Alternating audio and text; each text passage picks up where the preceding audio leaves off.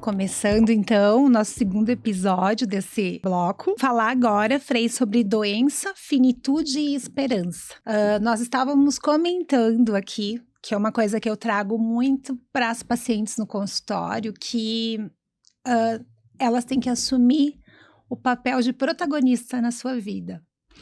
E para ser protagonista na sua vida, elas precisam ser protagonistas da sua cura, porque nós sempre estamos procurando nos curar de algo. Então, o senhor acha que como que as pessoas, o que a gente poderia dar de recado para quem está passando por um problema de saúde? Uma expressão que eu vi uma vez e que eu guardo comigo nós temos que cuidar quando recebemos um diagnóstico, quando foi constatado isso, aquilo, ou quando nos acontece alguma coisa que num primeiro momento a gente não imaginava que fosse acontecer, que nos surpreende. Nós temos que nos voltar para dentro de nós mesmos. Eu penso que os nossos dias de tantos movimentos, de tanta superficialidade, os nossos dias estão pedindo que nós sejamos pessoas com conteúdo. Pessoas com conteúdo. E quando eu digo conteúdo, eu me refiro muito assim, quais são as minhas convicções? O que eu tenho comigo que eu defendo, não no sentido de discurso, mas que eu me apoio como verdades na minha vida. Então, a verdade que nos permite diferentes movimentos é a verdade do valor da vida. Do valor da vida. E se a vida tem valor, é porque ela é capaz de superação. Ela é capaz de superação. Qual é o grande cuidado? Eu recebi um diagnóstico. Eu posso me tornar mendigo espiritual. Uma hora eu vou aqui, aí um amigo, uma amiga diz, vai lá, eu vou lá, eu estou sempre indo onde, e às vezes a gente tem que cuidar que também são lugares que tu tem que investir alto para poder usufruir de uma promessa que nem sempre vai acontecer. E aí tu te fragiliza muito. Eu acho que o momento mais exigente da vida é o momento de retornar às primeiras noções que a gente teve de espiritualidade. Lembrar que o tempo que eu rezava o Santo Anjo, sem precisar explicar quem são os anjos e nem querer entender os anjos, mas porque eu acreditava nos anjos, esse tempo é um tempo que também determinou muitas coisas na minha vida. Uhum. Então, o que eu quero dizer? Que nós não podemos nos fragilizar mais do que a gente já está fragilizado no sentido de ter recebido um diagnóstico. Uhum. Então, qual é a minha fé? O que eu sempre acreditei? É aí que eu vou apostar. Por mais que alguém diga, faça isso, faça aquilo, faça aquele outro, não, eu aposto naquilo que eu creio. Eu aposto naquilo. Não que a pessoa não possa, aliás, buscar outras ajudas. Pode, mas aquela noção de que tudo ajuda, pode ser que tu te enfraqueça, porque um lugar vai dizer isso, outro vai dizer aquilo. Não, em quem tu confia? Tu confia no teu profissional da saúde? Siga a palavra dele. Tu tem uma experiência de fé, de espiritualidade, te aprofunda naquela experiência. Então, mais do que a gente se esvaziar no sentido de ir buscar respostas ou soluções já práticas, como que comprar alguma cura, não, eu vou me internalizar e vou permitir. E aí o internalizar significa, eu vou participar de um grupo de oração. Uhum. Vou me unir, vamos em família, vamos fazer a experiência de estar mais unidos em família também através da espiritualidade. Eu acho que de ter clareza daquilo que a gente de fato quer, né? ter clareza. Acho que focalizar nossa energia, né? Sim, sim, sim. Acho que indo de encontro a isso que o senhor está falando, Frei, e eu concordo plenamente, a nossa energia ela é sagrada. Sim. Então, acho que é isso, de tentar centralizar a nossa energia em algo que realmente Sim. impacta naquele momento e não desperdiçar isso para que no fim do dia eu me sinta perdida. Sim, né? Porque quando a gente vai buscar num lugar, no outro, e de repente tu tá te enfraquecendo. Uhum. E o momento da fortaleza é um momento que a gente se dá por conta de uma limitação e que precisa investir aí, quer seja com tratamento, com acompanhamento, mas com uma disposição profunda de querer melhorar, de querer alcançar a saúde, de querer sair dessa situação. E isso é bonito, não é sem lágrimas, não é sem dor, mas é movidos por um grande amor, acreditando, eu vou dar conta disso. E a senhora é testemunha de quantas pessoas que talvez a gente internamente pensasse assim, num momento chegou a pensar, essa pessoa vai ter dificuldade de dar a volta. Sim. E aí depois ela dá a volta. Não, mas uma coisa que o senhor me perguntou no bloco anterior, Sim. qual a diferença entre um paciente, né, que leva a doença, como é que ele vai encarar esse diagnóstico, esse tratamento? Com certeza, a pessoa que tem espiritualidade vai levar isso de uma outra forma. A pessoa que é otimista, a pessoa que é grata, vai levar isso de formas diferentes, os resultados vão ser diferentes, né? E o médico já consegue ver isso no início. Que bom. Então, isso é bem real. Doutor, uma coisa que eu, às vezes eu me sinto assim até meio pequeno de poder, né, de não ter palavras. Não que a gente tenha que ter sempre palavras, né? Uhum. Nós somos muito da palavra e a gente acha que a palavra resolve tudo, não resolve. Mas assim, eu gostaria de ser capaz de tirar da pessoa o medo e devolver para ela a vontade, o querer, o acreditar que é possível se recuperar. Porque o medo, ele pode ser comparado com um anestésico, né? Uhum. O que uma anestesia faz? Tira todas as tuas forças. O medo, ele te derrota. Porque, eu tenho medo que volte a doença, eu tenho medo. Não, eu creio. Se voltar, eu vou dar conta de nós sermos pessoas positivas. Mas nós não vivemos uma cultura do otimismo. Olha só, o sol, apesar do frio, o sol tá bonito. Ninguém fala do sol bonito. Verdade. Todo mundo fala que tá frio. É só o copo vazio. Só o copo vazio. Só o copo vazio. E Eu falo muito, Frei, para os pacientes isso, de acolher os sentimentos. Porque o que eu acho o problema do medo? Eu não acho o medo um problema. sim. Eu acho a intensidade um problema. Porque eu acho sim. que é importante a gente acolher esse sentimento. O que eu falo Sim. para os pacientes vamos lá. Quantas pessoas sobrevivem a um desastre aéreo? Sim, Por causa disso, tu deixa de viajar de avião? não deixa. Então, eu acho que é a intensidade desse sentimento. Sim. E aí entra nessa questão do creio. Sim. Nós temos que ser muito mais otimistas e acreditar. E acho que essas suas palavras são muito sábias e eu digo para eles, não adianta você estar no melhor centro do mundo com o melhor profissional se você não fizer a sua parte. Sim. Se você não cuidar do seu corpo, da sua espiritualidade, a gente não vai sair do chão. Então, acho que isso é importante trazer, porque as pessoas têm que buscar. E tem vários caminhos, como mesmo o senhor falou, né? A gente tem vários caminhos hoje para buscar a nossa espiritualidade. Doutora, talvez se os pacientes conseguissem conjugar o eu creio com um humor um pouquinho mais solto, eu acho que, porque é bonito ver uma pessoa se tratando e feliz. Uhum. É muito bonito Muito. isso. E quanto bem isso faz, né? Que testemunho. Às vezes, nas minhas falas, eu tenho dito... Nossa, eu encontro tantas pessoas com saúde, caminhando, e não sabem dizer bom dia. Uhum, E tu encontra um cadeirante e que está sorrindo e diz bom dia.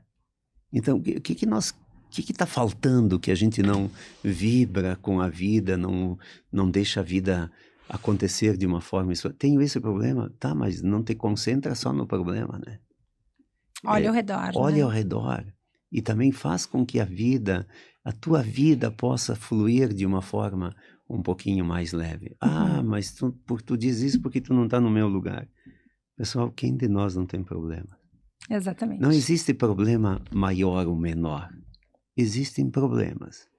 Vai depender muito de como a pessoa olha para esse problema. E o que ela quer aprender também com esse problema. Agora, que alguns diagnósticos mudam vidas, histórias de vida, mudam. Muito, Mudam. muito, muito. Isso é bem... Eu não sei se algumas doenças não chegam para a gente se encontrar com a humildade. Eu acredito. Eu acho que a humildade ou com outros sentimentos que talvez a gente, com humildade, com espiritualidade, com coisas inacreditáveis. Sim. Sabe que os pacientes conversam muito com nós sobre isso, né? E a maioria das pessoas, o câncer veio por algum motivo. Sim. Isso é fato. A gente conversa com os pacientes, eles contam para nós. E eu tenho verdadeiras histórias de superação, de mudança, de perspectiva, até mudança de profissão. Olha aí. Eu acho que falta nas pessoas o autoconhecimento, as pessoas se valorizarem, as pessoas se priorizarem, as pessoas se conhecerem, saberem o que elas gostam.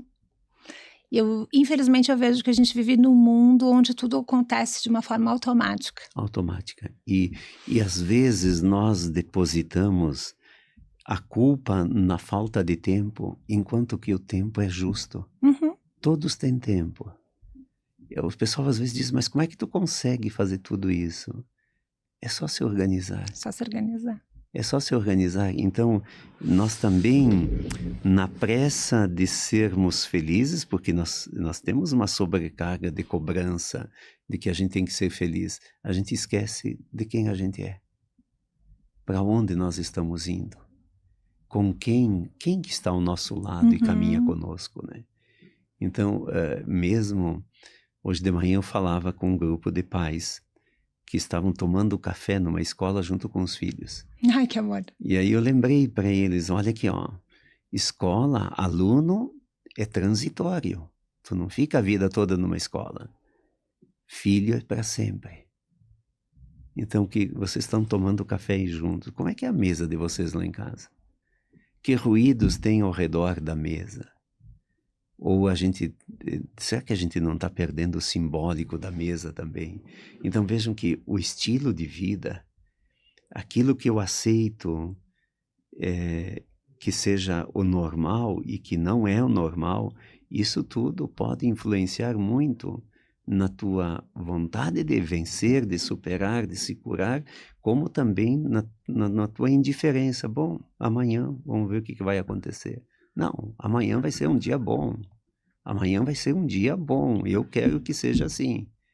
Eu acho que a gente teria que levantar, não sei se é porque eu faço isso, levantar, se exercitar, se movimentar, arrumar a cama. Nós, né, Frei? A gente acorda, faz exercício. Isso, põe a roupa na máquina, bota a trabalhar a máquina, organiza a vida. Organiza o café da manhã. Agora pensa, levanta, primeiro demora para levantar, depois, olha a confusão quem tem filhos para ir para a escola de tarde.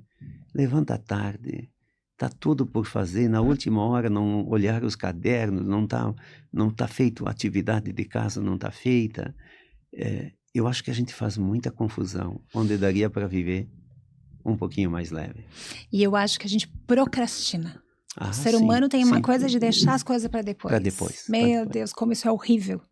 Eu vejo assim que tentar não fazer isso, tentar organizar, se organizar e não reclamar.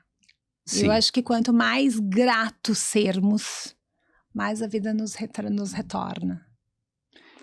Obrigado. Se a gente soubesse dizer obrigado, acho que a gente estaria dispensado de rezar. Porque a gratidão é uma oração. É a melhor oração. Quando tu agradece a vida, os passos dados, né, toda a caminhada feita, depois, será que nós não temos que revisitar nossos conceitos e tentar reformulá-los? Quando a gente diz vida, às vezes a gente pensa também na felicidade de que eu não posso ter nenhum problema. A felicidade, ela é perene em nossa vida. Mas nem sempre a alegria nos acompanha todos os dias. Eu sou sempre feliz, mas às vezes eu não estou alegre. Se a gente entendesse a vida assim, de que tem momentos que a gente não está alegre, mas a gente continua feliz, acho que nós teríamos uma normalidade maior, uma naturalidade maior. Eu lembro que uma vez eu fui num grupo de mulheres que tinham superado o câncer. Uhum. E elas se encontravam para fazer trabalhos artesanais. Uhum. E cada trabalho tinha que ter um pensamento motivador. Uhum. Um pequeno luzeiro que iluminaria e justificaria aquele trabalho, né, artesanal. E uma delas, eu não me lembro bem o trabalho que ela apresentou, mas era um trabalho muito bom, muito bonito. Eu lembro que era uma coisa que ela tinha trançado, alguma coisa assim. E ela usou uma frase: hoje eu estou alegre, amanhã eu vou ficar triste. Hoje eu estou alegre, amanhã eu vou ficar triste. Quando chegasse amanhã, chegava o amanhã, ela dizia de novo: hoje eu estou alegre, amanhã eu estou triste, amanhã eu posso ficar triste. E ela ia levando os dias, um de cada vez, colocando o ritmo, dizendo: não, a tristeza é para amanhã, agora é alegria, hoje é alegria. Então veja que se tu tens porque os pensamentos, eles vêm de todas as formas, né? Agora, se tu tem uma capacidade de selecionar, não, isso me serve, isso que não me serve, né? E seguir em frente é fácil? Não é fácil, mas não tentar é o equivalente a desistir de viver. Então eu tenho que fazer tentativas, eu tenho que buscar a força que eu posso encontrar dentro de mim. Eu tenho que buscar essa força. E a gente encontra. E aí volta, doutora, por que ter receio da espiritualidade? Porque tem gente que tem bronca com religião, coisa assim. Tá, mas faz as pazes com isso aí também. Se tem bronca, não deu certo num caminho, vamos lembrar, são tantos caminhos. Mas não deixa de seguir.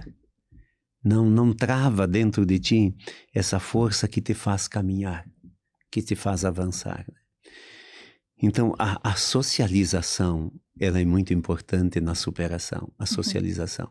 Porque na socialização, eu sempre penso que daria para contar a história, por exemplo, de Caxias do Sul, antes dos clubes de mães e depois dos clubes de mães. Antes dos grupos de convivência, e dentro da convivência tem várias modalidades, depois do advento dos cursos, dos encontros de convivência, que a Secretaria Municipal de Esporte e Lazer tem organizado. Pessoal, eu acho incrível quanta gente se libertou, quanta gente voltou a viver, quantas mulheres que estavam fechadas num mundo que elas aceitaram existir esse mundo. E no momento que tu socializa, o outro te dá uma força. O outro te dá uma força também. Então vejam que a espiritualidade, ela não quer que tu seja um repolho. Como é que o repolho faz? Ele cresce todas as folhas e depois ele se fecha. Uhum. O botão de rosa chega fechado e abre. A nossa vida tem que ser essa abertura contínua de aprendizados, de busca, Nós não temos o costume aqui de ir para um teatro, Sim, para ir para uma infelizmente. apresentação musical, num Uhum. concerto, alguma coisa. Nós vamos onde tem sopa de anioline e totéi. Nós vamos isso. É A uma mesa. coisa cultural, né? É mesa. Nós não vamos para viver uma vida um pouquinho. Olha aqui que uma melodia. Eu lembro que numa edição do nosso livro de cantos da comunidade, eu peguei uma frase também, agora não lembro de quem é. Ela dizia assim, o pensamento dizia assim: se encontrares alguém cantando, aproxima-te. Os maus não conhecem melodia. Ai, que lindo. Os Muito maus lindo. não conhecem melodia. Concordo plenamente. Então, se nós tivéssemos um pouquinho mais a questão musical, sabe? E eu acho que a escola, às vezes, peca com isso, né? E eu acho que as pessoas tinham que procurar o que as deixa felizes. Sim. Acho que isso é importante também. Eu vou encerrar esse bloco, Frei, com a mensagem que tu trouxe pra gente sobre a socialização. Então, que quem está nos ouvindo, lembre-se que a socialização faz parte da nossa espiritualidade, que as pessoas consigam buscar essa espiritualidade também a partir da socialização, que isso vai ajudar muito. Que bom. E naturalmente a gente se fecha, né? Verdade. Não gente se fecha. fechem-se, não fechem-se. Não fica trancado no quarto escuro, vamos lá. Isso aí, cada um tem que fazer a sua parte. O mundo não terminou. Perfeito, obrigada, Frei.